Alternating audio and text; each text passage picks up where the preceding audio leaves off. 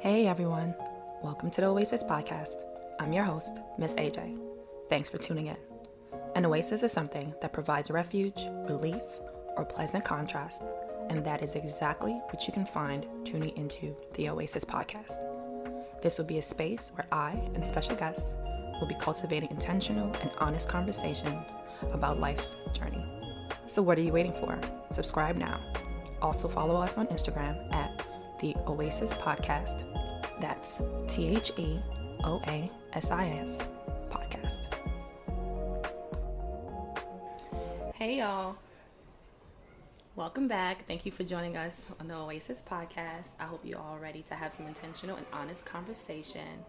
And so I mentioned last episode that we would be recording a part 2 to dating while 30, since some people had some comments and some things to say, so I figured we should do a part 2. And this time we have not only Vision joining us. How's it going, y'all? But my lovely sister friend, Miss Keesh, joining us. Hey, how you doing, guys? So, Miss Keesh, everyone, well, not everyone, but most of us know who Vision is, right? From last episode. I hope so. You guys made me feel like a celebrity. So I want you to introduce yourself, tell everyone a little bit about you, and I guess where they could find you if they'd like to. Okay, so I'm Miss Keesh. I am a master social work intern at a school. I'm also a college retention specialist at a nonprofit organization where we focus on providing assistance to those who need college access as well as retention and advocacy. And you can find me through AJ. So if you have any questions or you have any questions for me, let AJ know and then she will most likely forward it to me. Absolutely. And I really, like I mentioned last episode as well, I really would like to have a listeners episode where we can answer questions or respond to comments. So please feel free to DM me at the Oasis Podcast on Instagram or email us at ajsoasis@gmail.com as well. So let's get right into this, right? Mm-hmm. We're here to get into the nitty-gritty of things.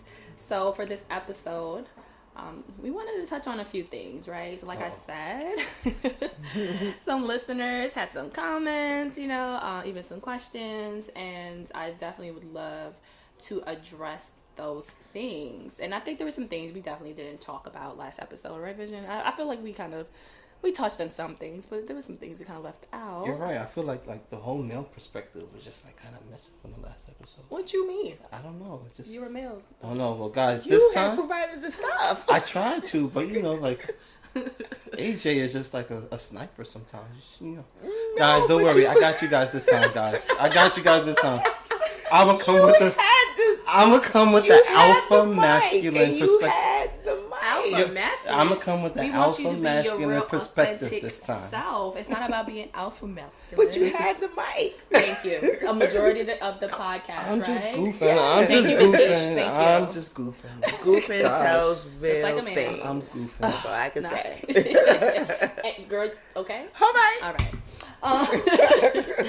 So I got you, fellas. something that came up since the last podcast and me like having conversations about the podcast with some of my friends, talked kind of mentioning the cultural aspect of it, and the cultural expectations. So all of us have different cultural backgrounds, right? Of course, there might be a mixture of things within us, but I'm like talking about what's the majority, like what's the main, I guess, cultural background that we adhere to or we kind of grew up with daily. Yeah. And so my background is, like, my family is of Haitian ancestry, right? Miss Keesh, where is your family from? Guyana. So like to Caribbean folk. And how about you, Vision? I identify as African American. Okay. And so, and with that identity, it's African American from the South, or like how, like what's your, because I know there's a differentiation. I mean, on my father's side is Afro-Caribbean via Afro-Latino from Venezuela and Argentina, and from St. Thomas, so it's that perspective. But I grew up in an African American household traditionally from the South. My mom is from America. Okay. All right. So that clears it up. So there's like three different, right? There's three different cultural backgrounds, I say, because even if the two of us, and actually we all have Caribbean background, but I still think we're different places, and it might be different expectations for sure. And so in regards to, so we're all in our 30s, 30 somethings, right? I know that I know every time I see my mama, she has something to say about the fact that I am 30. Yeah. And that I have no husband and no children, right? So, and that's, I feel like that's the typical Haitian mom or the typical Caribbean mom, but this is just from my people that I know. So I don't know if you all might be feeling or hearing the same things I'm hearing. So whoever would love to jump in, let me not feel like an outcast here with my mama's on my back. Let me hear what your family says or feels about the fact that you're 30 and single. Well, I think all Caribbean parents are the same, especially elders. So I just had like a lovely conversation with my grandmother. She's not doing so well, but we was just talking, and I just made like a little quip joke saying, I'm just ready to get married because I'm tired of working. And she started cracking up. She said, I agree. and she was like, I think it's time for you to get married, hand the keys to your mom and you move out with your husband and stuff like that. So she has like this long-standing hope that by this time I'm married. And unfortunately, my cousins are getting married before me, and it's just me.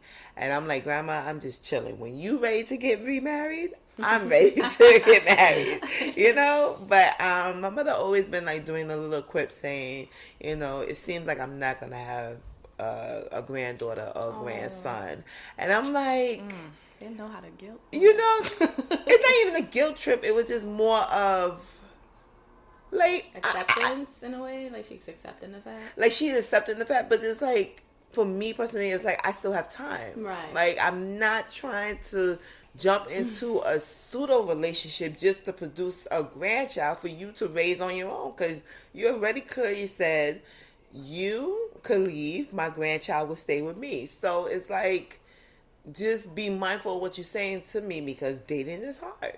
So I don't want to have a half-ass man being the father of my child, and then you complain to me like, well, why you picked them? And I'm like, you wanted a grandchild, here's your baby, So I get it from I get it from my whole family. All my members of my family think I'm gay. They say I don't bring no man around, and I just tell them like, it's not that I don't have any suitors, it's just that I don't feel that they're doing their part as a suitor to pursue me. I'm not gonna chase someone. I'm not gonna force someone to kind of see the worth that I bring in their life. So there's no reason for me to bring people and then you get confused saying, well, what happened to Tom, Dick, and Harry? When Tom and Dick and Harry was just dicks. Okay. Hello. So from the Caribbean family perspective, why do you feel that your parents or grandparents are pushing marriage and children your direction? I was actually able, maybe last year or the year before, because I got so tired of like them saying certain things to me, and I literally used to respond with anger. I used to be so mad, and this is when my grandma was still alive, and I really sat down and had a conversation with my grandma. Didn't push it so much, but my mom did, and I really got mad. But I had a conversation with both of them, like, yo, what the heck? Like, this is annoying. Like, look at all the things I've accomplished. Look what my life is. Like, I'm happy. Like, why are you so focused on this? Like, I can't be happy without these things. You're not seeing mine. Yeah. And for them, it was like, because, again, they grew up in a different generation. Yeah. And having a husband, having children, especially having children, means that when you get old, you have someone there for you. Right? Yeah. That so in old age you're going to be taken care of. And their fear, especially my mom, she's verbalized the fear is that you know, gonna be by yourself. that I would be by myself, and when I get sickly and whatever, no one's gonna be there to take care of me. But I had to also say to her, like, I understand that, but at the same time, just because I have kids don't mean they're gonna do that, right?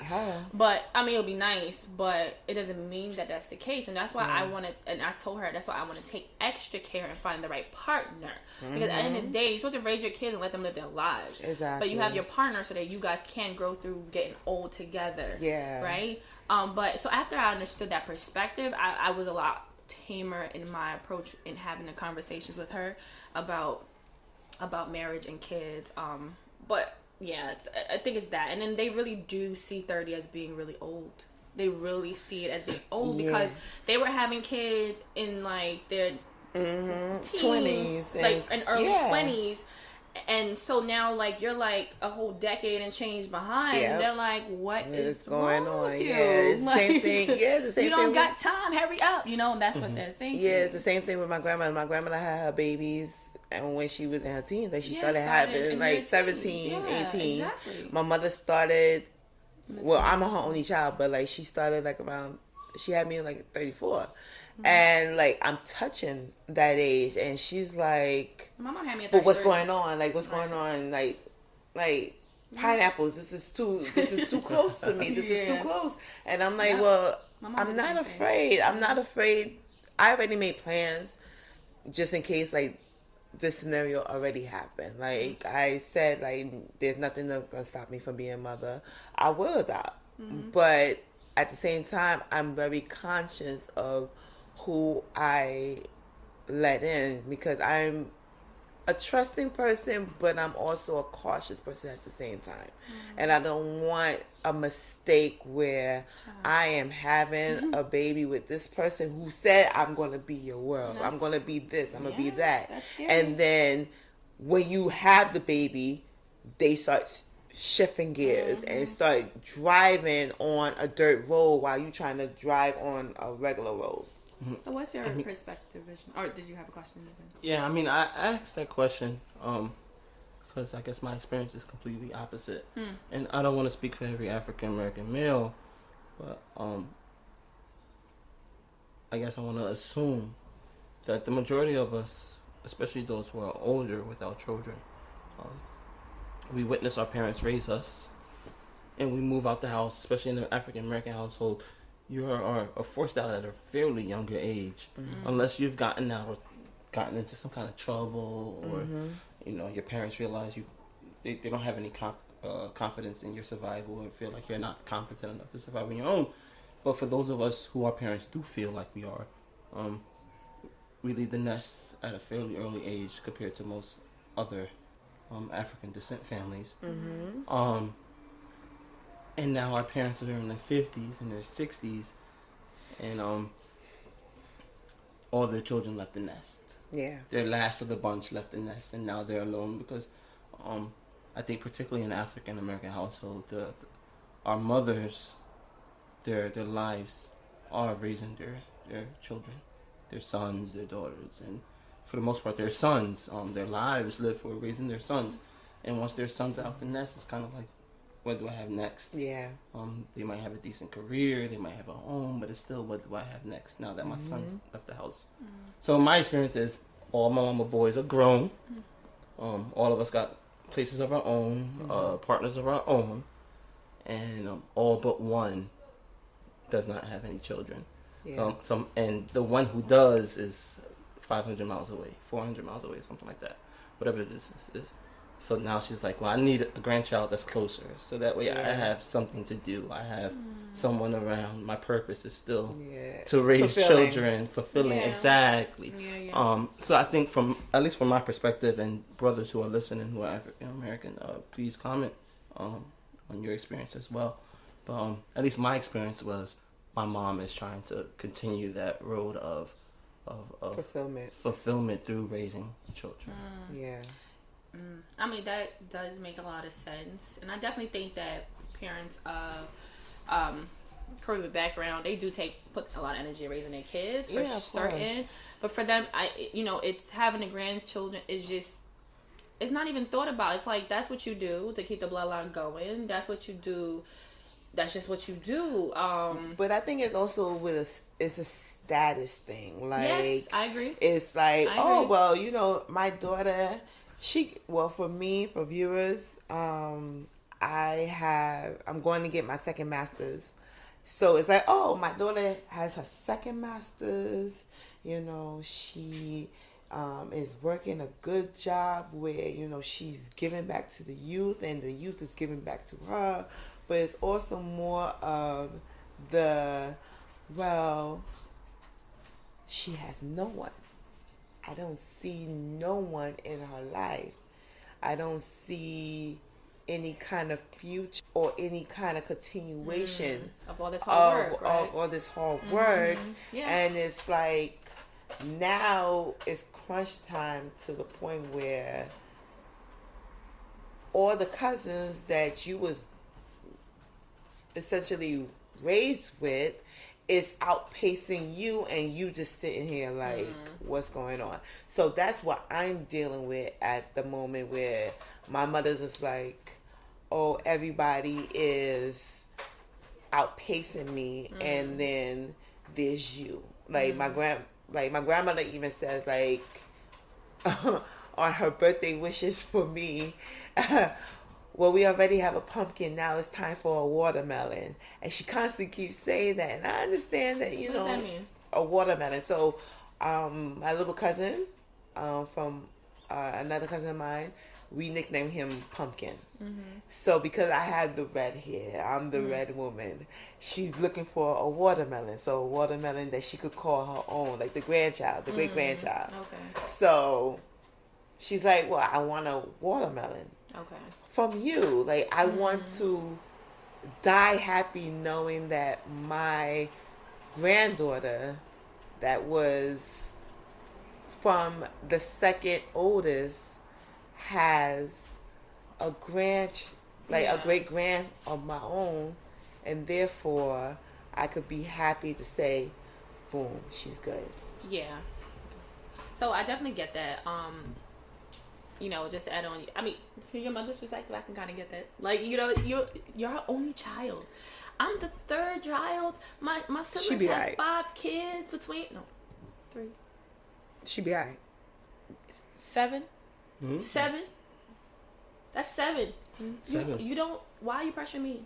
You know, you don't need no more. That's how I feel, you know. But she ain't trying to hear that. Her whole thing is just kind of like what you said, is about status and saying, oh yeah, she accomplished these things, but now you also why, you know, where's it going? But it's a vision for you too. It is a vision of me. It for sure is. But I want to do it in my own time. I don't want to feel pressured. I don't want every time you see me, this is what you're saying to me. You know what I mean?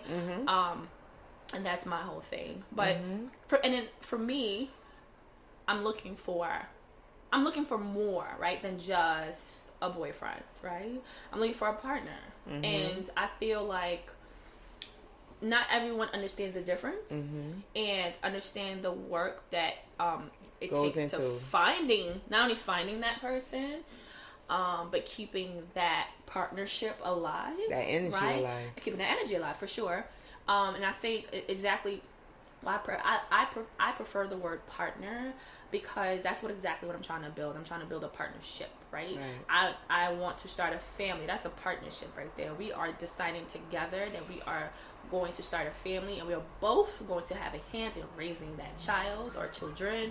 I want us to own a home, and we're both going to decide that we're going to be home owners, and also my vision is to also be a landlord, you know. So that to me, that takes both of our minds coming together.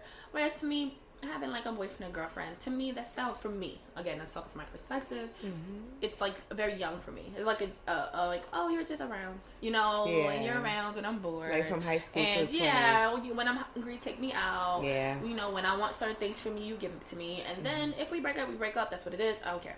That's not what I want. And so and I think because I kind of go into dating with that mindset, I can see when other people are not there, right? Like, they just really want someone to spend time with them. Like, the previous person that I was talking to, like, a few months back, like, he was just so okay. We're just sitting on the fucking couch and not doing anything, right? Because that's where in his life he was, right? That he just wanted companionship, and that was it, and there was nothing else. That's not a partnership to me. That's, you want a girlfriend, to take up time. Yeah. I'm not that girl, right? Yeah. Mm-hmm. I want someone who's willing to grow, who wants to explore, who wants to do more. And it was more than that, of course, than him just wanting to sit on the couch. But he had no vision to do anything else. He didn't want to do anything else. He didn't see the, like, you know what I mean? It says, oh, we're together. Oh, yeah, we can get married. But it's like, what? Like, you didn't want to enjoy the new experiences. But it's not even that. But it's like, it's more than, it's a partnership. We're building to grow and to leave. For me, is to leave a legacy, right? For me, generational wealth is super important, and if you can't be willing to have that partnership and to develop that and move in that mindset, then no, I don't want to be your partner. You know, I don't want to be with you. So what do you guys think? So in regards to I kind of gave my definition of what a partner is versus what a girlfriend or boyfriend is. Do you guys, any of you all, do you agree, disagree? What are your thoughts on about a partner versus a boyfriend or girlfriend, and which one are you looking for? I disagree. Okay. And the reason why I say that is, I'm 32. You're 30 something. You're 30 something. You like how I did that, right? You're 30 something. We're not in high school anymore, so we know when we hit our 20s that definition of we know once we hit our 20s. It depends on the guy. No, yes. it doesn't depend on not the guy, but it depends on the individual. So, let me correct that. As people, what we tell you, as we're defining what we are looking for from a girlfriend or a boyfriend, we're telling you what we want. And I think it's unfair to distinguish a life partner, a partner, from a boyfriend or girlfriend. I think we know what we are looking for at that moment, and people serve their just due for that moment. And I think we need to put respect on that moment. I disagree. Now, in regards to forever, because we're at the age where we know what we want. Correct. And I think that we should stop taking away from the respect of what certain titles mean. So a boyfriend and a girlfriend means just that. This is the person, the boy or the girl that I am seeing. Whether if it's exclusively or not, it means just that. It means that now, when we decide to add on terms to our relationship, that doesn't change the definition of what a boyfriend or a girlfriend is. And I think when we say this is my partner, we're taking away from the sacredness or the importance, the meaning of that word boyfriend or girlfriend. I hear where you're coming from, but I view it different. And one of my exes actually hated when I referred to him as my partner, because he felt like I was like trying not to claim him. And to me, partner is way more powerful to me than a boyfriend or girlfriend. And so I get where you're coming from, though. Like, I get that. I personally view it different. Can I interject before you? Yep. As a black male, I call my homeboys, my boys, my inwards, my partners. Those are my partners. My partner just means that somebody that I'm close to that's rolling with me. That's my partner. Literally, that's what a partner is. If I'm playing spades with you, you're my what?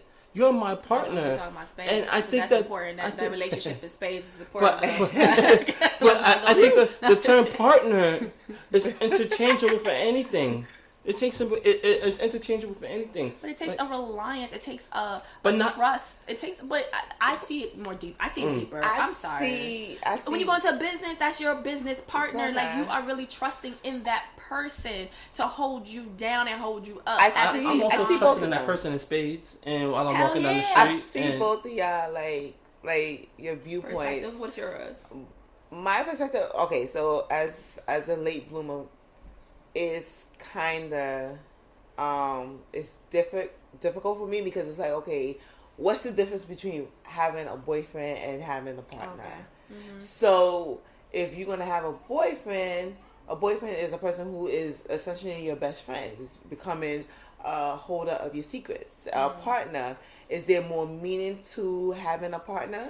Like, is there more attention of having a partner? Like, okay, if you're gonna claim this person as your partner, is there like an intentional of saying that this person is a mainstay in your life forevermore? Amen. But if you're having a boyfriend, is that could kind of go under the partnership, or is it just like totally different of being like, okay, this is my boyfriend, this is my best friend, he's a holder of my secrets, but he's not my partner. I think that's up for you to decide. In all honesty, again, I understand your perspective and not understanding what that is. It took me a while to figure that out for myself through my experiences. So I don't know if that's also the same thing for you. But yeah, it took me a while to figure that out. Mm-hmm. And I think it's based on how you define it and what you want from it, I guess you can say. Yeah, I think boyfriend and partner or girlfriend and partner or, whatever is essentially the same thing in my view, because this is a person that is holding a stay in your life at the end of the day. Whether y'all decide to go for marriage, that's really up to you, or even a lifetime of companionship. But at the end of the day, it's like partner and boyfriend is the same thing for me. That's how I see it, and I view it. I can definitely understand that. And it's, for me, both of them has the same meaning and the same intention. Like, yes, this is my boyfriend, but this is also my partner. This is my ride or die. Mm-hmm. This is my, excuse my language, this is my nigga. This is my shit. This is me. Mm-hmm. Partner and boyfriend kind of coincide together. So, okay. I feel like I'm lucky, because I feel like the person who I'm dating thinks I'm on the same lines as you, AJ. But in front of me, she says, that's my boyfriend.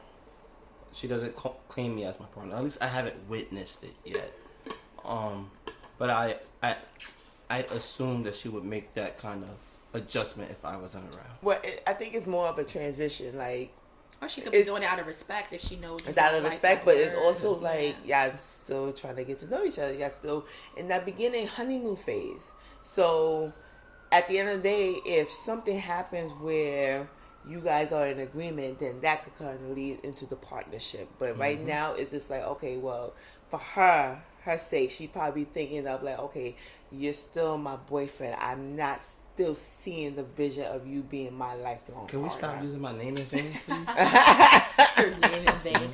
For real. So, Keesh, you said something that was interesting for me, or just sparked my interest, rather. You mentioned a late bloomer. And so can you kind of explain to us and the listeners, like, what exactly is a late bloomer? So a late bloomer is a person who kind of missed the whole opportunity of dating while they're in their teens and their 20s, and now they just kind of trickle it into their 30s. So they don't have the experience of having a boyfriend or having a girlfriend.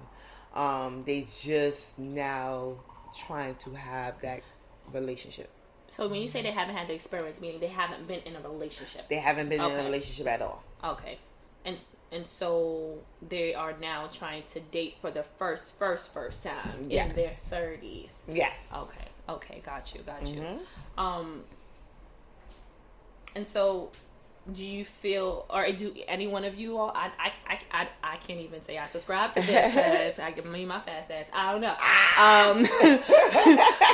Okay, we're not even going to get into that because I don't know my mama listens. But, no, but like, honestly, like, do any of y'all subscribe to that? Like, do you feel you guys were late bloomers in relation to your counterparts or your peers? Well, I'm going to be honest. I am a late bloomer. I didn't really start dating until my 30s. And the only reason why I haven't started dating in my 30s is because throughout my teens and like most of my 20s, I was still kind of searching myself, but also I was very insecure.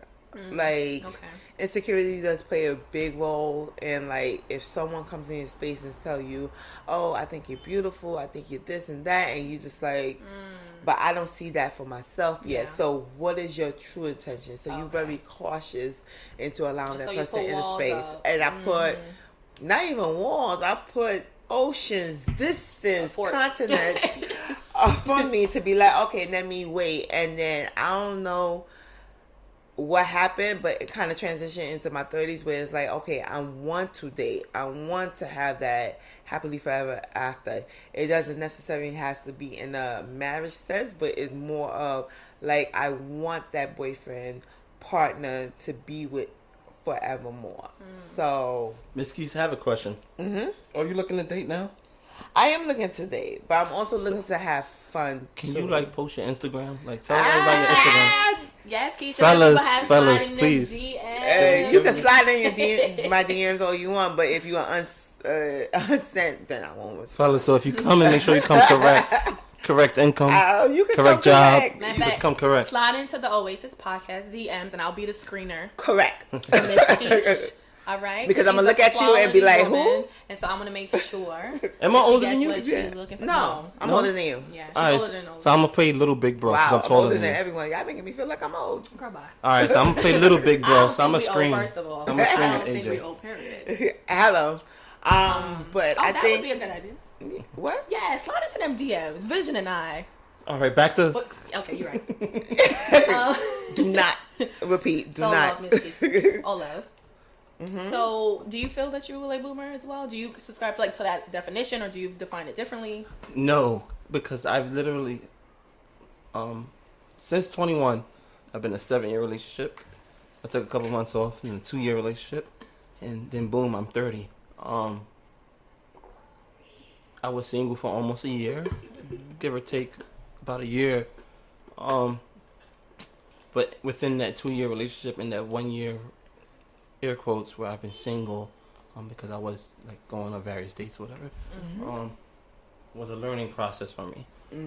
So I was dating, but I wasn't. Those 2 years out of those 3. So no, I don't consider myself a late bloomer. In fact, I think I kind of bloomed a little early, for the most part. But once again, the experience of dating is a lot different for black men than black women. I think Explain it. Hot take, guys, but I think we promote dating rather really early, and we tell black women, like, when you're 14, it's okay to date.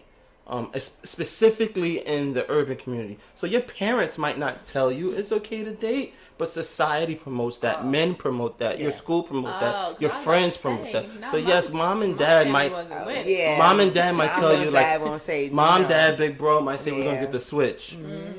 But as soon as you leave the house, when you're in school, on the streets, it's a completely different thing. We live in a very hypersexual society where we promote sexuality in women a lot earlier than we do with men. Granted, in men, we tell boys it's okay to masturbate or chase women at an early age, but it's almost a demand on women, especially coming from the male perspective, where we demand that kind of attention from women at an earlier age than we demand it from boys. So yes, and then the other side is for the women who are capable of escaping that. They are aware of that demand and how strong and how hypersexual society is. So then they decide that I'm going to wait and I'm going to take my time with this perspective. So then we have this quote unquote late bloomers. And I want to use big quote unquote really big air quotes on that. These late bloomers, because I don't believe that's a real thing. Per se. But nonetheless, now these women are 25, 26, 27, 28, approaching their 30s or in their 30s, and they're now just getting into the groove of dating because they didn't necessarily have that experience as teenagers. They really took that time in actuality to find themselves, to get their careers together, and now is like probably the best time exactly to actually date, as opposed to us doing all these mistakes and crazy things. And and then as for black men though, for black men is the moment you turn 13 to whenever you find a wife, it's go date, fuck, and do whatever you want to do. And that's we don't have that pressure that you guys do. I agree with that. I think for the most part, like in my 20s, I was getting the feel of who I am and getting the notice of who I want to be and how I maneuver the life that is Miss Keesh. But it's also like I have a tinge of regret of not being able to date in my 20s and my teens, only because it's like now certain things I'm doing now, well, I'm not doing now per se, but like certain things I used to do is like leading to the mistakes of certain things that you feel you shouldn't be doing exactly. Oh, okay. Like, I don't feel like I have to necessarily have to chase someone to kind of look at me and say, hey, look at me, look at my words, my words. I see. But like, I should be able to be comfortable in knowing that if he's not ready to date, I'm cool. Like, I should not settle in this mode of, let me wait for this man to date me. Let me date my damn self. Mm-hmm. So I think for me, I have a tinge of regret of not being able to date in my 20s and my teens. Working out those kinks and kind of making those mistakes. And not making those mistakes. To learn from them. And to learn from them. Can I add something to that? Mm-hmm. I think people who've been in very long-term relationships in their 20s feel identical feelings towards that. I would agree. Because that process... They were stuck with that one person. During the time where they're learning to process and learn about themselves. Mm-hmm. So now you are single or newly single and you just now learned about yourself. So now you have the regret that I spent all this time with one person when I should have been learning about myself via dating. And I dealt with a people. person with that. I agree. That had the same similar Look at experience. that, sounding like love gurus. And you should open up a clinic. I'm with it. Black businesses, support black business. All right, Miss Keesh. So, something that you said sparked a question for me, right? In your experience, in now dating in your 30s, but not really having a lot of or no dating experience in your 20s. You stated that you aren't doing things now, but but that you've done things since you started dating in your 30s. So, I guess I'm asking you, of course, you can answer if you like. If you don't want to, it's fine, right? As a late bloomer, do you feel you've had your whole phase? No. So a lot of us, where we've had our whole phase probably in our 20s, right? And so, have you had your whole phase? Right. And how do you feel? Do you feel it's acceptable? How do you think it's viewed, right? If a 30-something girl is having a whole phase. That's what they're saying about Ayesha Curry right now. They're saying because she didn't have her whole phase, she still wants that attention from men. I kind of view that situation completely different. It's a different let's not situation. even jump into that hole right now. But I view that situation very different. But I think it is acceptable because it's your body. You have control of your body. You have control of the temple that you want people to enter to. People opinions may vary, saying that you're supposed to be your 30s and dating with a purpose and the intention of marriage and securing the family and all that stuff. But I don't think that way. I think it's acceptable to have your whole phase, because it's like you're getting into your own. Like, it's not means of saying that I lost my virginity in the 30s or whatever. I way lost my virginity, but like now I'm securing my place of trying out partners and enjoying the space of being sexually active and knowing that I'm okay with my body since I had that phase of insecurity all my life. So I am appreciative of my whole phase. I'm thotting and plotting. I've never heard that one. Thotting and plotting. Summer I 19. I am thotting and plotting. I'm entering people DMs and setting up dates and all that stuff. You got my support. Go ahead. But I think because of a person who is a late bloomer who was not really secure in their sexuality, their body, and how they view themselves sexually enticing to someone, I think it's acceptable to be in your whole phase and trying out partners. Not taking away that you're not dating with a purpose. Like, of course you're dating with a purpose, but you're also satisfying the needs that you have. Like, sometimes masturbation doesn't work. You want that kind of kissing. You want to be touched by someone else. You like touched by an angel, touched by someone else. Oh shit. I hear that. Like, I hear it, girl. Okay, go ahead with that. No, for real. Okay, I personally think up my grandma's favorite show. I used to love that show too. I ain't even gonna lie. I hear it. I I say do what makes you happy. As long as you're safe, like. And that's the issue. Like, be safe. Like, if you're going to have your whole phase, accept the fact that your partners might be different, and they've had a lot of experience, and they have a lot of experience, but also the differentiation of, okay, if I have a partner who likes this way of me doing, like, giving head, and the other one don't like me giving head, but like they want me to do certain things, you have to be able to say, well, for my enjoyment, I love getting head, and if you taking that away, then I cannot be your partner. So you know what I'm hearing you say, your whole phase, because it's happening in your 30s, is actually very different, I think, when it happens in the 20s. Yeah. Because in the 20s, we're still figuring out what it is we like and what we don't like, and having that confidence to tell our partners. Whereas your 30s is like, you know what, even though it may not be that you have a multitude of experiences, but you know who you are, right? So you're coming into your own. So the level of confidence you have coming into the whole phase is like, you know, I don't like that, and this is what I do like. It's different. Whereas in your whole phase, you would really just like your whole in the 20s, I'm gonna say thotting and bop. In the 30s, it's thotting and plotting. Yes, I like that. While you was thotting and bopping in your 20s, it was kind of like, I don't. It's like I like it, but it's like, not really sure exactly what and how. And whereas in 30s, it's like exactly, because even if I'm not sure what it is, I'm gonna make sure we figure this out, and I'm gonna tell you when I don't. In your 20s, you're hoeing and enjoying, and now I love it. And now in your 30s, you're thotting and plotting, because now you know what you're coming down your own. Like, okay, do I like my breasts to be sucked this way, or do I like taking it from the back? As in your 20s, you're home and enjoying, like, okay, I'm enjoying this space of being with someone who I potentially want to be in a relationship with. But it's like, okay, do I really enjoy this position? Do I like to be and you're flipped probably up? More likely to take exactly, and then you enjoy. And one thing, as I did say, that I have a tinge of regret of not being able to date and, you know, enjoying the sexual escapades in the 20s.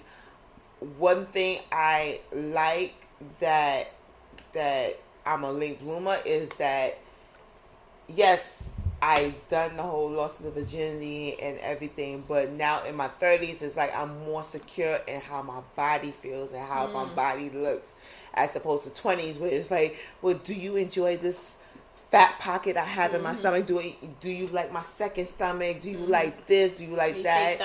And thick thighs, my butt, my arms, as opposed to 30s. Well, like, look, bitch, this is who I am. Like, I have flabs. Enjoy. So, for my personal understanding, with AJ not going through her now, but proclaiming that she once had a thotting and bopping, and Miss Keesh with your thotting and plotting. Exactly.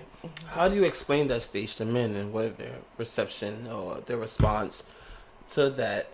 So you declaring that stage? I really think you need to explain anything to anyone, but I was I like to be communicative. So, like, I like to be verbal. I like to make sure the person that I'm dealing with knows what it is, so you don't say I made you feel or led you on in any way. So when I was in that phase, I made clear from jump, I do not want a relationship. I do not want a boyfriend. I don't like. I made it clear, and I made clear this is all I have to offer you right now. And if they say okay, then that's how I move forward. But how can you kind of maneuver that in your 30s where you're dealing with men who is saying, well, I don't want to hurt your feelings, I don't want to make you feel some type of way, and the actions shows a different. So what I mean is, like, how we was able to verbalize, like, I'm not ready for a relationship or whatever. But, like, when you want to verbalize that, they, like, kind of shy away from that subject and kind of push it away. So the reason why I asked that, because I feel like the stereotype is that men don't mature until they're older. So us men, we're in our 30s and we're in our 40s, and we know what we like.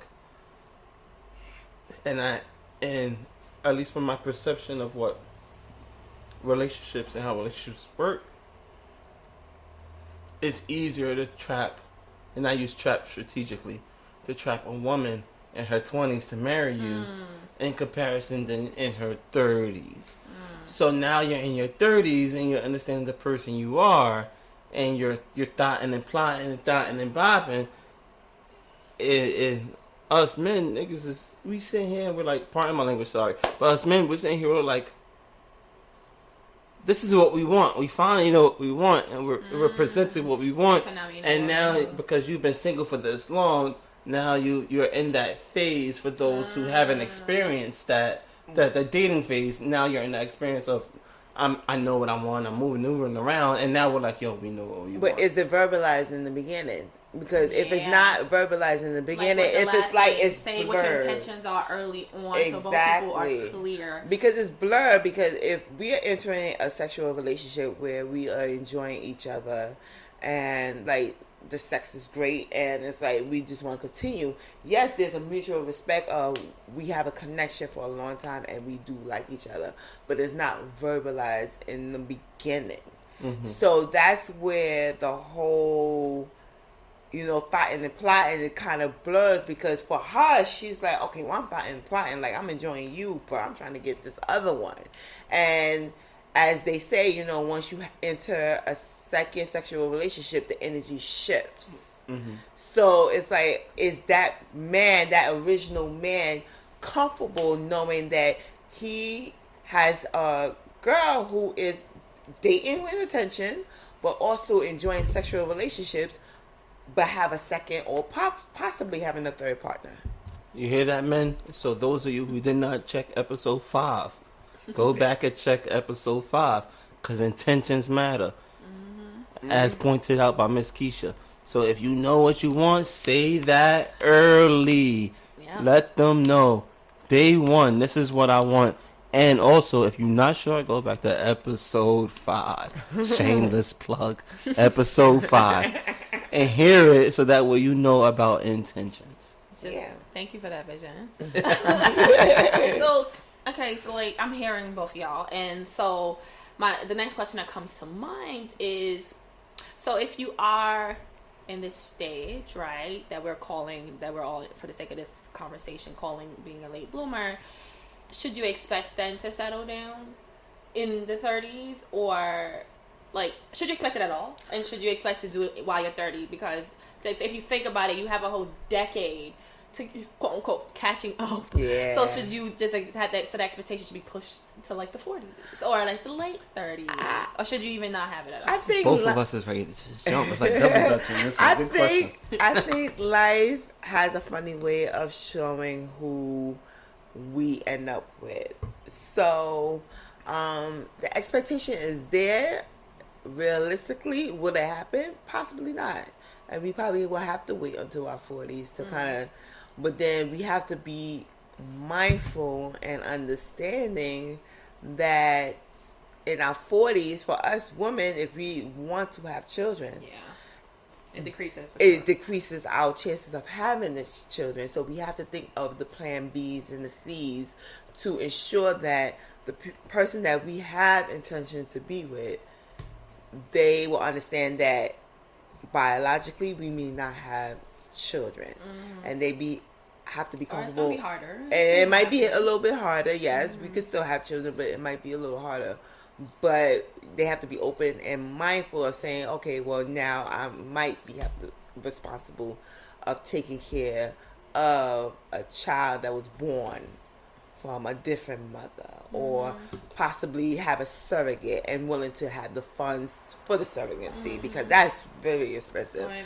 So exactly, but life has a funny way of throwing curves, because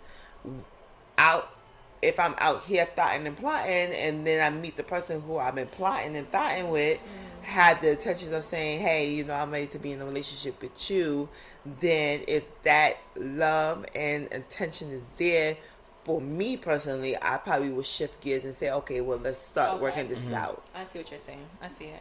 How about you? What's your thoughts, Vision?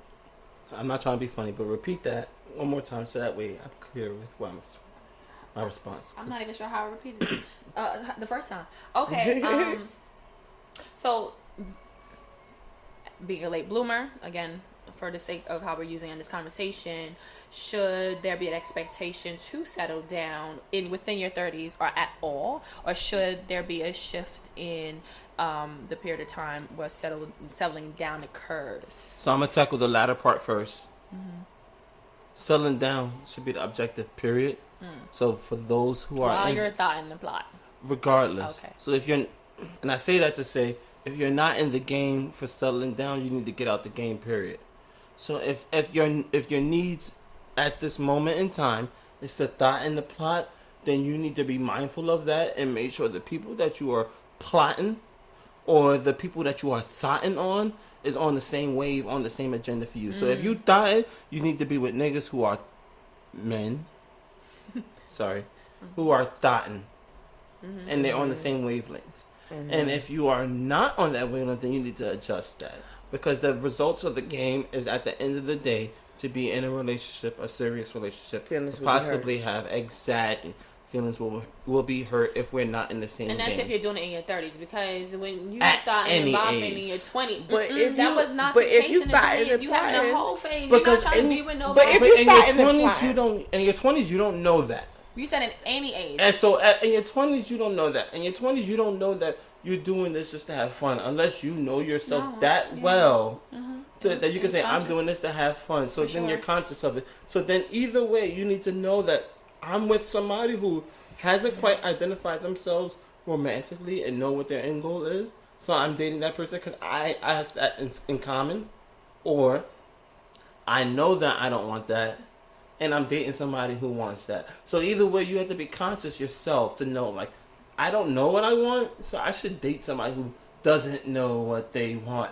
Because if I date somebody who does know what they want, I'm going to make a mistake on my future, or I'm going to hurt this person because I'm going to force this person Again, to tying make a into mistake. intention. Exactly. Okay. Now, going backwards into, I don't believe in the concept of a late bloomer.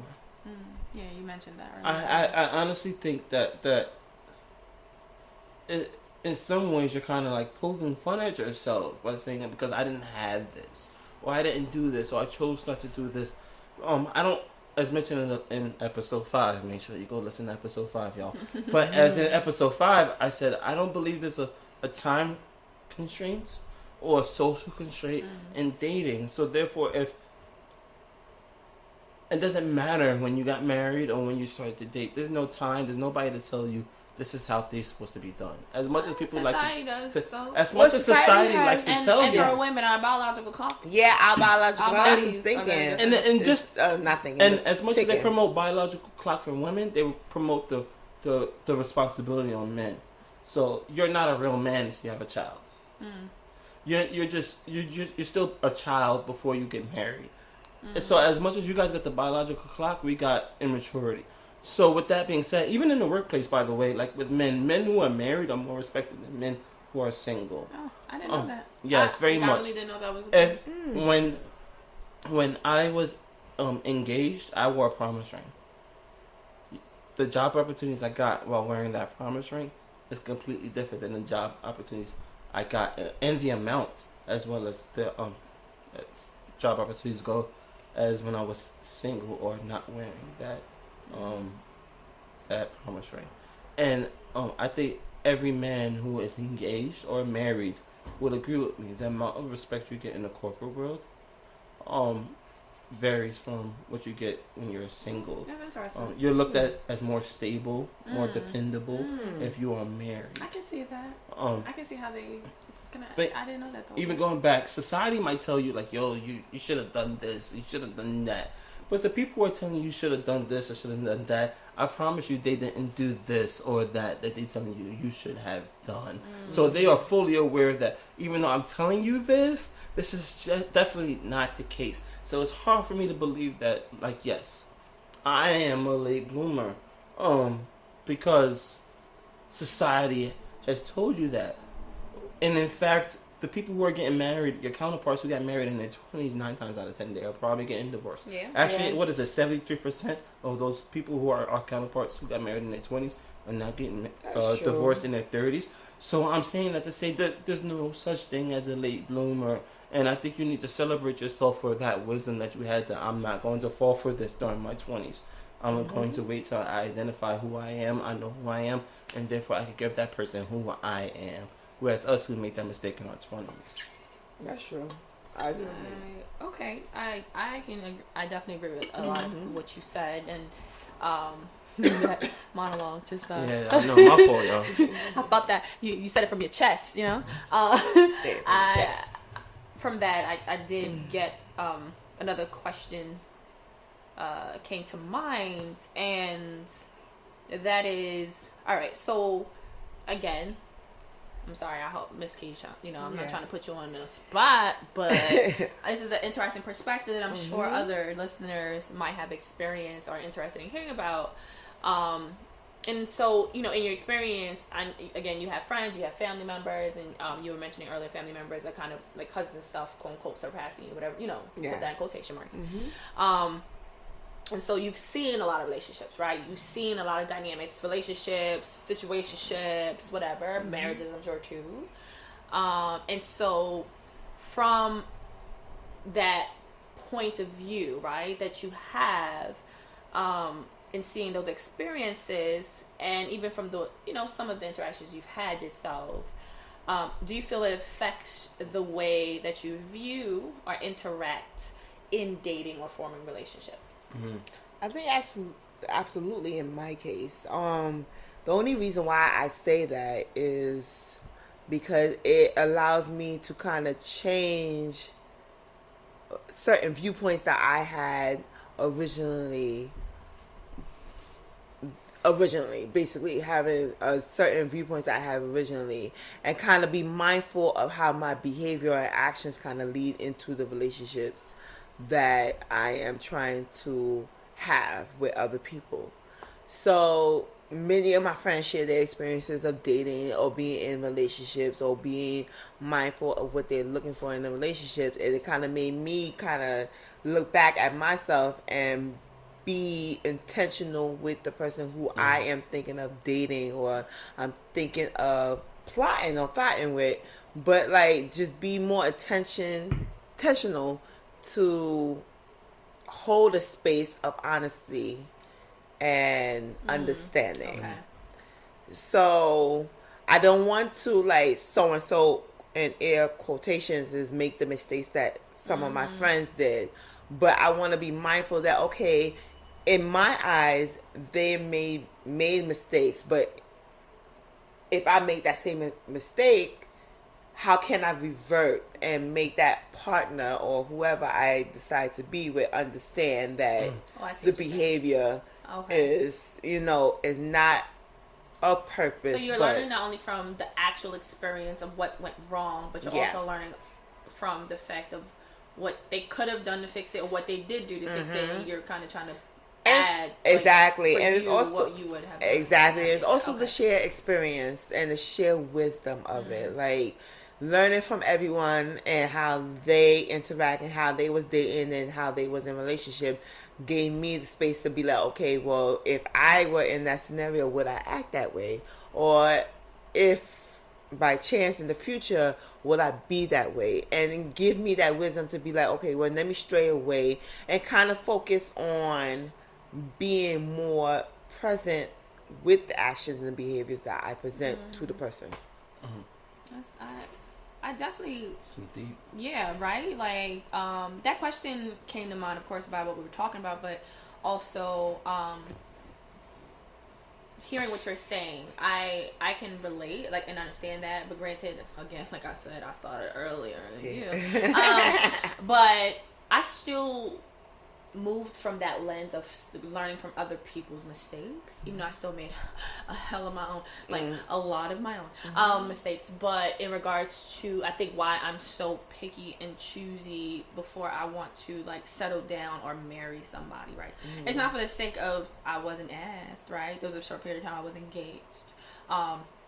And at times after that where guys would be like, oh, we're married, whatever, right? Whether I took it serious or not, like, but for me, that just taking that jump, that leap, learning from, because for me, I feel like it's a blessing. I've been blessed to be surrounded by people who have been in marriages for long periods of time, right? Like my siblings have been in long marriages, cousins, aunties, uncles. They've been in a lot of, like, I'm surrounded by people that have been in long-term relationships, right? The older generation. So looking at those dynamics to go, I like that. I don't want that. Right? Yeah. I love this. I need that. How and you I was think, moving. Correct. So I think that's why for me, I take it so seriously if I want to commit to somebody, because I can see that end goal because I've seen it around me. Right? Whereas I think it's different for other people, like where they don't have that to kind of go on. And I think you're at a great place, if that makes sense, right? Regardless, you know, of course you might have some regret. But I think it's a great place that you're in, to even have that mindset before jumping into actually even just a relationship. I think it's a great space. You definitely do navigate differently. I agree, but I also want to make the point that that's contingent on how strong or how available or how healthy someone's mental health is while dating. Agreed. You have to know who you are and be healthy enough to exhibit who you are in a way that is attractive. And if you are not in that position of thinking, then it's almost impossible for you to fall in love with that. Yeah, I definitely do agree with that, because it's not like I became the same person I was overnight. It took therapy. And I'm still in therapy. And it took me to kind of come into my own and kind of realize and accept certain things that I couldn't change in my past. Like, of course, yeah, I do have a tinge of regret, but then it's like I'm more accepting of that to kind of help me maneuver how I have relationships in my 30s to my 40s to my 50s to beyond. So I think therapy and the state I am of feeling myself, like how Beyonce is. Like, I'm feeling myself. Like, I'm really feeling how I am in this world. I feel my place in this world. I may not like my standing at the moment, but that is a personal decision of me. But am I working on fixing that standing? Absolutely.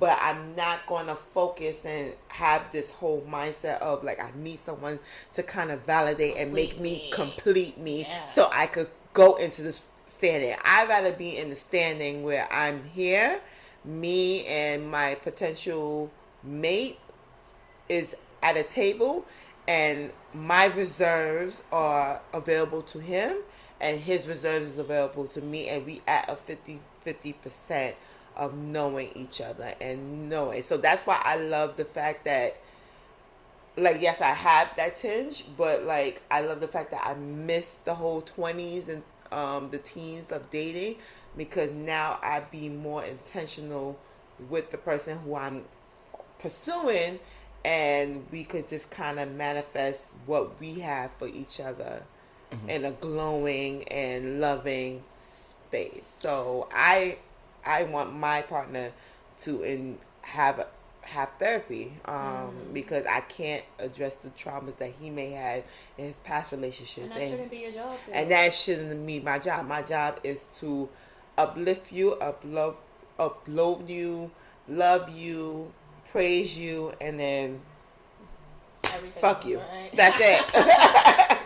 So, you guys, both of y'all touched on something that's super important. Y'all know mental health is very important to me, and mental stability and therapy and all that other stuff. And when it comes to dating, I think mental health and mental capacity is not talked about enough. And so what I guess what I want to throw out there to you is how do you navigate dating with a mental health conscious lens? You know, I know Keesh, you just mentioned that you know, kind of a little bit of how you kind of go about dating with that lens, and I think that's important, right? Because we also talked about in episode 5 about in your 30s you know who you are a lot better and a lot clearer, and I feel like mentally as well, we definitely have a better grasp of who we are and what but we want. I think like in what we want, but I also think in our 30s is when we start to realize a little bit better that there's some crap I don't tolerate that we got going on that's inside of us that we need to work on, right? And I think that in your 30s that's when we really, really, really think about mental health a lot more, right? Than in the 20s. I know damn well in my 20s, I was not caring about people's mental. I wasn't thinking about it like that. I literally I've encountered partners who had depression and things like that, and it wasn't on the forefront of my mind enough to really process what was happening and to really have enough sensitivity, right, to what they were experieing. And that definitely played a part in how our relationship went, right? And for me, I like what you said. I strongly encourage, if I'm meeting someone, I'll ask about mental health, you know what I mean? Or see if they bring it up, right? That's even better, because that tells me that you're thinking about it. That's amazing. Automatically, I'm like, yes, let's do this, right? And then, where for other people it might deter them to hear that somebody's in therapy, for me, I go, yes. So that means you know that there's some things in you need to work on. And you're taking that step to work on it. Right? Because in my, just without dating, and my with other people that I have relationship with, I'm constantly go therapy. You know what I'm saying? Therapy for you. Let's everybody go to therapy, right? No, and it's true. I've encouraged therapy across so many different relationships and dynamics that I've had, and 90% of the people that I know go to therapy. You know, so it's a norm for my circle of people because we understand its importance. And for me in dating, I'm constantly now looking at things through a mental health lens. How is it affecting my mental health? How is it affected mentally where I want to if be? I'm going to be with you, you're going to stress me out? Absolutely. How being with you will affect my mental health, because it will. And how and am I capable or able to navigate that, right? But then also thinking about how you interacting with me going to affect your mental health, right? Because I'm not necessarily the easiest person to deal with, right? And so that's important to me to think that if I feel like a guy isn't strong enough to deal with me, I'm not going to want to pursue him, and I'm not going to even give him the fuel to pursue me, if that makes sense. Because I'm nah, I'm gonna crush you. Well, you know what I'm saying? Exactly. And I don't want to do that. Whereas in my 20s, I wasn't thinking about that. I was thinking my mindset was so freaking different. And I was thinking, I crush you. You die. When I was in my 20s, I kind of was thinking the opposite. I knew I needed therapy, but I didn't know how the way to go about it, because in the Caribbean culture, if you share something outside the family, it's you're betraying the family. Godfather sense. So I didn't know how to navigate it, or if I remember through my 20s, I had depression and anxiety due to a best friend passing, and my mother was like, well, I don't know what's wrong with you. Go to church. You need to continue to go to church and pray. And it's okay, I can't pray. I have to seek therapy. So I think how I stumbled across therapy, it was a situation where it was a particular situation with a person that I really like, and it kind of pushed me into therapy, which allowed me to address it, and how my behaviors and everything kind of led to this whole situation. And ever since then, it's I'm coming into my own. And if whoever's my partner, I wish that same thing for them. I need them to assist themselves into therapy. I really urge them to go to therapy. I believe in the therapy. I believe in kind of manifesting the relationship that you want, because through therapy you could see certain triggers that you've been hitting on, and seeing how your behaviors kind of affect the other person, and be oh, well, let me be more mindful of how I'm treating it. Even if I'm not going to be with that person forever, ever, amen, I am going to use the tools that I learned in therapy and the experience I had with the person who I was dating while in therapy to kind of shift my interaction with a person who I have more intention to stay last longer. That's well said. I don't think I had anything to add to that. Like, hallelujah. Absolutely. Hallelujah. Yeah, and that, everything you said, like, I agree. And I guess for me, I wanted to, like, ask, while you were speaking, I was thinking about the piece that I think when we are in a breakup, or when we're broken up, that we think about how that relationship affects our mental health, right? Because that's usually when we'll, like, get really sad or depressed or whatever is after a breakup. But I think that dating in itself, and then the relationship in itself, does play a part on our mental health, right? And so what do you both feel, or how do you both feel, what impacts, what do you think the impact of dating is on the mental health? Your mental health. So, I go to counseling. Kudos to you. Thank you, black man. And appreciate that.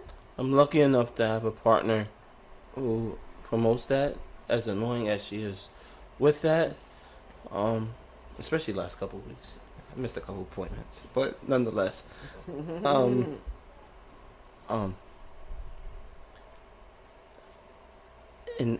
not to take away from what we're dealing with, but just to make the point as far as relationships and how it plays a point in our mental health. Black men particularly, because I've experienced in multiple situations, and majority of them weren't mine. Maybe one was mine, but the rest were just my homies. In the process of breaking up, wherever the situations may be, we notice a trend, and I think it's fair to say it's a trend amongst majority, if not many, of black men, that the process of breakups the process of breaking up encourages this very toxic behavior from black men, and I don't think we are fully aware of where that behavior is coming from. That concept of wanting to be the aggressor once you're broken up, or things along those lines. And I don't think we're fully aware of that behavior is coming from, and I think the majority of that behavior is coming from hurt, if not hurt, mental illness. And I say illness intentionally because I don't think black men, both Caribbean or African American for that matter, is aware of the mental illness that we deal with culturally. And I think that illness is transmitted not just African American as the concept. I grew up in an African American household with Caribbean family where they're like, oh, you're the African American one, so you're the weird one. But no, I've seen it in African culture and in African Caribbean as well as Afro Latino or African American culture, whereas we are battling a mental illness that we are necessarily not aware of. And thus breakups, I think breakups becomes a trigger for that. I think black men deal with PTSD. Absolutely. And because we are entering relationships with dealing with PTSD, that we are not it's a very real thing in black culture, period. PTSD. Yes. Yeah. And we are not aware of that we are battling with PTSD. We approach these relationships thinking we're all good, but then that breakup triggers that reaction, and now we're hitting our spouses or hitting our exes, or now we are verbally being aggressive, or having inactions. Exactly. So I use mental illness on purpose. So with that being said, mental illness definitely does play a result in how we respond to every aspect of our relationships, whether friendship, friendly, or family wise, and we need to be aware of that. So I'm promoting black men to go seek counseling. And if you need counseling, black men, this is a plug. I'm going to tell black men this, but if you need counseling, please hit up AJ. No, she is not a licensed therapist. I am not. but I can hook you up. Yes, she can hook you up. I can definitely help you find one. I know a wonderful psychotherapist. He's also a black male. But she definitely didn't find mine. I found mine on my own. And if you want mine, because mine is doing wonders, I can hook you up as well. But for the sake of, if you guys need help, black men, please hit up Miss AJ. I do, for those listeners who are, not really privy to the mental health language, a lingo, a wording, or understanding, and though Vision definitely used the term correctly, mental health illness, though we hear that and it makes us scared, right? We hear that and we go, oh my gosh, because of the stigma around it. But understand that mental health, a mental health illness, a mental health issue, right? A mental health condition, it ranges. And something as simple, or what we consider as part of our lives and quote unquote simple as anxiety, is considered a mental health illness, right? Or a mental health condition. So is depression, which is something that those of us probably had since childhood. And that we just thought is a part of our lives. Those are considered mental health conditions. And they, of course, and then it can get to it can range, and become a lot more intricate and detailed and a lot more stigmatized, like the things we see with homeless people on the trains who might be schizophrenic or anything of that nature. But understand that at some point of our lives, everyone experiences, some type of mental health issue. Right? Like I said, anything from having anxiety or experiencing depression for how long it lasts, seasonal depression or depression for because of an event, a life event. This is something that occurs for everybody. So stigmatizing mental health, making it seem like it's something foreign, making it seem like it's something that happens to those people. It happens to everyone who has a brain and who has emotions. So that means everyone. So just to clarify that for those listeners who are not really privy to mental health lingo and language and understanding. I just want to add a little piece about self-esteem in that in that mental health illness. Self-esteem plays a large role. So as a plus-size woman, it's kind of hard for me to kind of navigate counseling and dealing with my own insecurities. I'm not perfect. Mm-hmm. No one is perfect.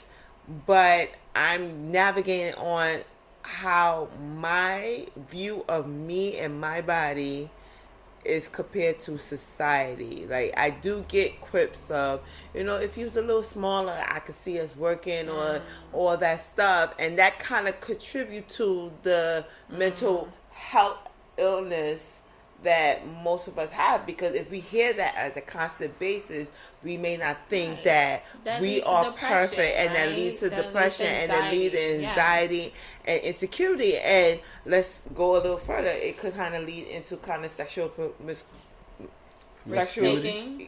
Sexual risk taking, because we could say, okay, I'm just going to get bodies and bodies and bodies and bodies just to kind of feel ourselves. Exactly.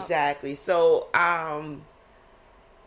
by no means by no means I'm not in therapy for someone else. It's for me, but not any insecurity of my body or doing any body shaming. It's more of I'm trying to make sure that I am well enough and equipped enough to be in a space where I could share with a potential partner, boyfriend, that I could see us progressing in life, instead of, kind of wishing that someone could just snap and make these feelings go away. I definitely.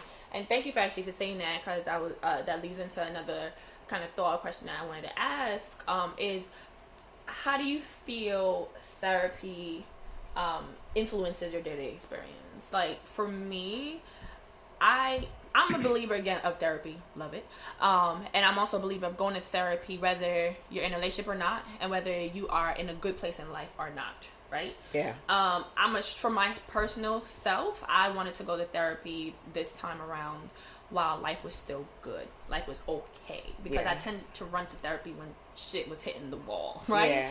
And I feel that now that I'm going to therapy, because life is pretty okay, I'm a lot more willing and open to talk, which sounds weird, right? But when I was going to therapy before, I just wanted to talk about what was wrong, fix it, figure out how to fix it, and go, right? Now I'm feeling fine, so it's like, let's talk, let's figure out stuff. And of course, as life happens, because life is gonna happen, little things will come about. And again, dating, right? A lot of little things come about, and so it gives me an opportunity to address them while they're small before they get big. I think with me, with therapy, it was just, like I said before, like it was a particular situation with someone that I really liked that kind of pushed me, because I had not even a tinge, but like an overzealous of jealousy. Like everything was just coming, like my body felt so different of being jealous. And you then when physically felt it. I physically felt the jealousy in me. In regards to other people, situations, like what do you mean? In regards to a particular person's relationship. Oh, okay. Gotcha. And I felt very jealous, and I told myself, I have to fix this. Like, this is unbecoming of me. So when I went to therapy, a lot of things that happened in my past as well as future kind of came up to, like, seeing why I was jealous and why this certain things happened. So Vision, for you, how does therapy influence your current dating experience? That's funny. Yeah, it is actually. Oh, My current, me going to therapy now, has nothing to do with my current relationship, but it's interesting to say the least, because it allows me to I guess take the time to articulate what are my thoughts on my current relationship, and my concerns about our current relationship. I think some of my former relationships have more to do with my current experience going to therapy, more than my current. But for the most part, I think it's allowed me the opportunity to articulate myself, as well as slowing down. I think black men, we are taught to be machismo. We're taught to be masculine, hyper masculine at all times. And when you are hurt, and you display that hurt by hurting other people. And I could say at least I haven't intentionally hurt my current partner because of my therapy sessions, whether past or now. As well as I think it allowed me the time to sit back, even if it's not immediate, to sit back and really analyze what's going on in my role and what's going on, and to see, and once again, maybe if not immediate, but to admit where I've been wrong in those transgressions, at least for my current relationship. Therapy has also allowed me to communicate the reasons why I perceive things in the particular way I do. Perception is one of the hot topics, I guess, for my relationship right now. And fair enough to say that I've been wrong in majority of the ways how I perceive things. But therapy has finally allowed me to have that voice to say, okay, I've been wrong, but this is why I perceive it this way. And I think because now I'm finally able to communicate that, I guess in my current relationship, my partner has been able to look at that and be like, okay, yeah, that shit was dumb, but it makes sense. So, all right, this is what we're gonna do. I think to the success of my current relationship, at least, it's allowed that to happen. Okay, you sound like therapy winning out here in these streets. No. Therapy is winning, but my black men understand, like that vulnerability. I think we promote that with black women. Communicating. Yeah, no. I'm gonna say what you're about to say, because you're touching on something. We communicate like we promote communication with black women. Communication is important. We don't promote that with black men. And when I say that to say it's not just mental health, but we in our forms of communicating, going to mental health, going to therapy, it enables you to communicate. and particularly in black men, when we say the word therapy, we equate that to weakness. Now, I'm not saying that we don't say that to black women, but with black men, it's to a different degree. So as we're saying therapy is winning, I know there's going to be some brothers going to hear this and be like, nah, nigga. Like, you on some simp. What kind of Chris Brown is this? He must look like Jason Kidd. Super light skin. No, brothers, I'm caramel, so don't try to play me. But nonetheless, butterscotch. Like, exactly, butterscotch. Now I'm a little darker than butterscotch, but nonetheless, like we don't promote we don't promote mental health. We don't promote social health, which I think is something we don't talk about as much as well with black men. But we don't promote that stuff as much as we do with black women. So if we're saying therapy is winning, that's winning for me. But if you say that to a black man who was forced to go to therapy, he ain't winning. Yeah. He's not winning. So I think we need to be mindful of that. If we're saying therapy is winning, we need to say it in a way that's you have to be ready for it. But it has to be ready. This is like my child. I don't even know, my 4th or 5th bout of trying to go through therapy, and I wasn't with it. Like, I did it because I felt I needed to, but at the same time, I was sitting there. I was not vulnerable. I did not want to open up because for me, vulnerability was weakness.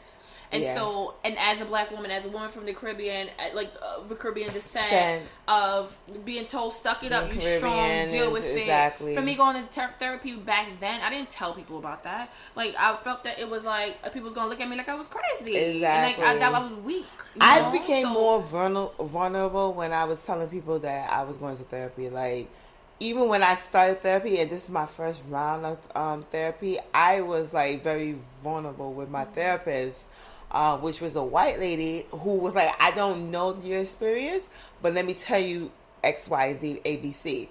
And for me, I think I still have a problem with vulnerability. Like as what you were saying, not all women is vulnerable. I am not vulnerable. I do not want to be vulnerable. Because when I am vulnerable, that means you're opening up I'm opening something up, and then I am exposing myself as an imposter, because I said I am strong enough to deal with all these problems, these traumas, these experiences of being a black woman, but also not being vulnerable enough to be vulnerable to be me. And because I could share myself with intimate friends, and even with the intimate friends I have, I'm not sharing my whole self. I'm 30% of me being me. So like, going to therapy now has tremendously have impacted my life, because I'm allowing myself the space to be vulnerable. Now, am I vulnerable 1,000%? Absolutely not. I am not. It takes time, but I'm keeping part of me of being strong enough to deal with the insecurities, to deal with the trauma, to deal with all these inadequacies I think I view myself.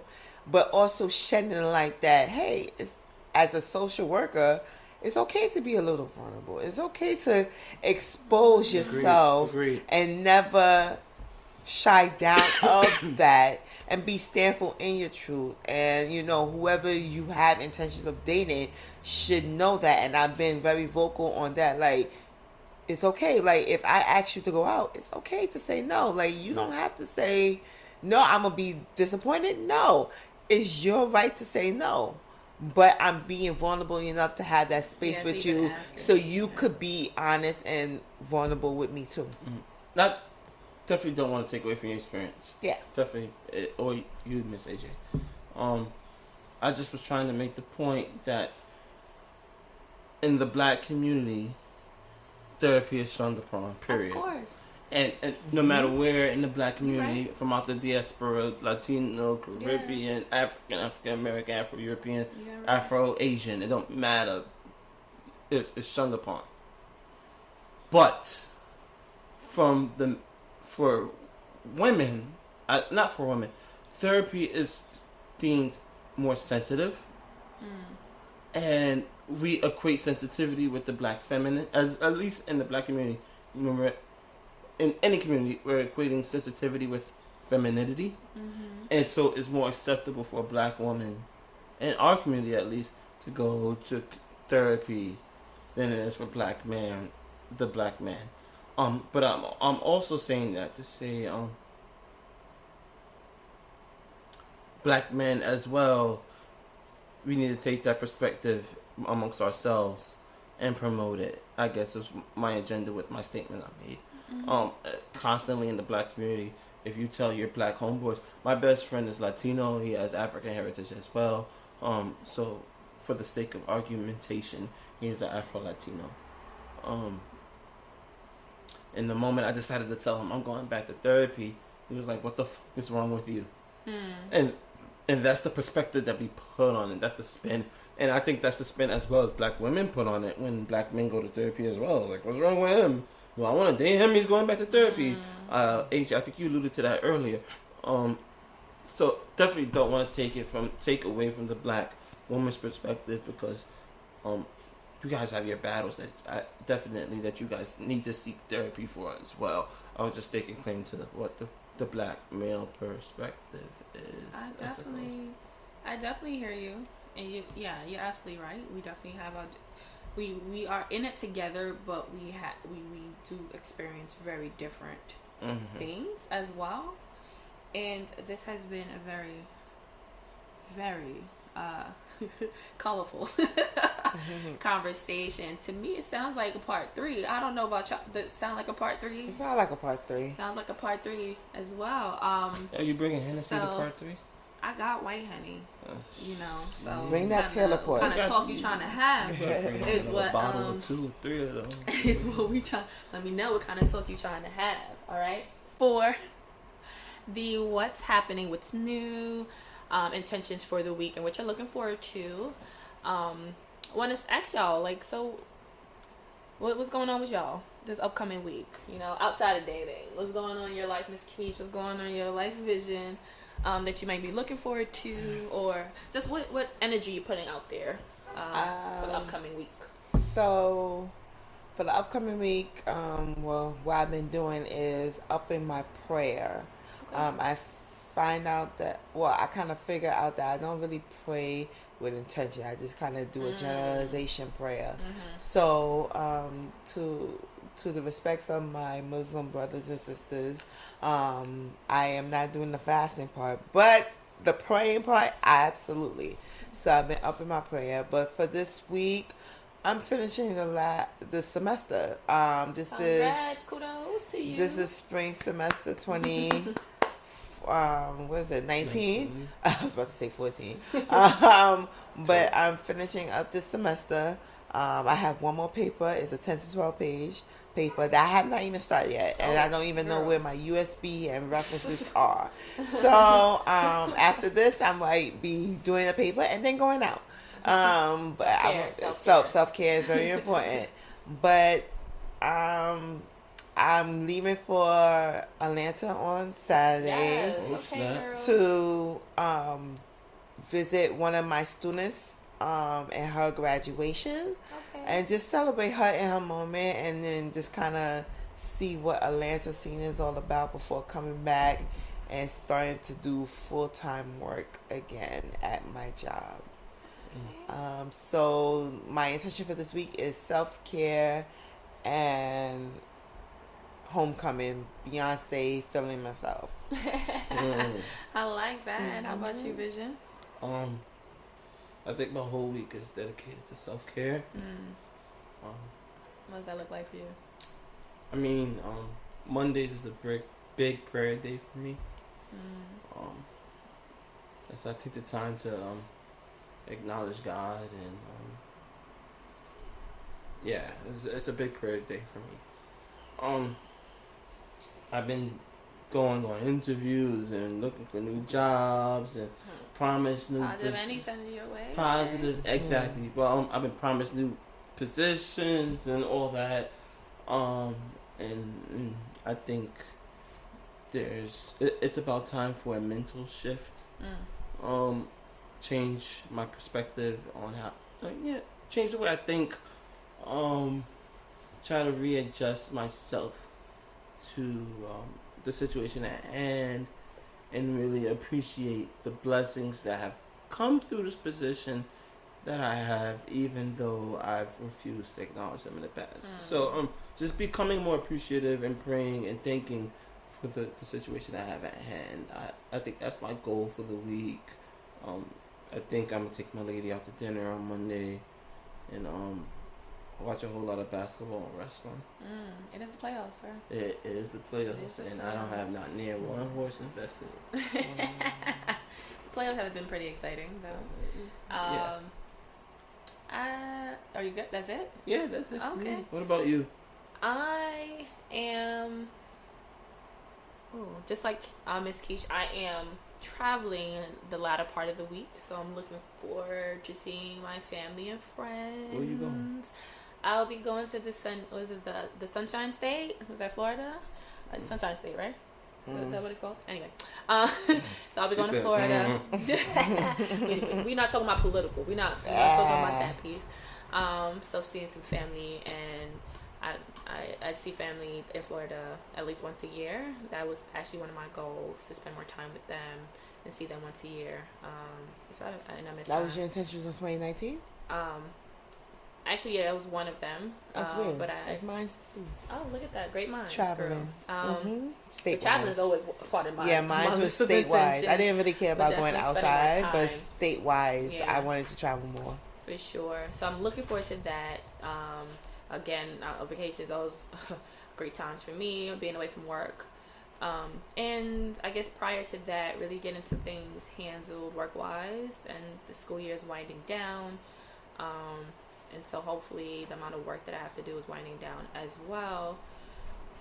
And self-care is a majority of my life. So continuing, make sure I'm focusing on self-care. In my last therapy session, she asked me about what I've been doing to deal with my anxiety, and her asking me that question made me really think about the things I have been doing without really thinking about it. And so now I want to be more intentional about that. Even though I wrote these things down, I haven't even looked at that list since I came back from my solo trip. So I want to look at that and really focus, and really focus on the things that I want to do to improve myself as just an individual. So that's what I plan on doing for this week. That's my intention. My intention this week is to hone in on things that will make me a better individual as a whole. For this episode's Connection Corner, I wanted to read to you a post from Tina_D75 that reads, "Couples have dated for 10 years, then got married and divorced after a year. Strangers have had sex on the first date and are now celebrating their 15th anniversary. Some get married after 6 months and are still happily married. There is no formula to this. Do what makes you effing happy." Thank you for joining us.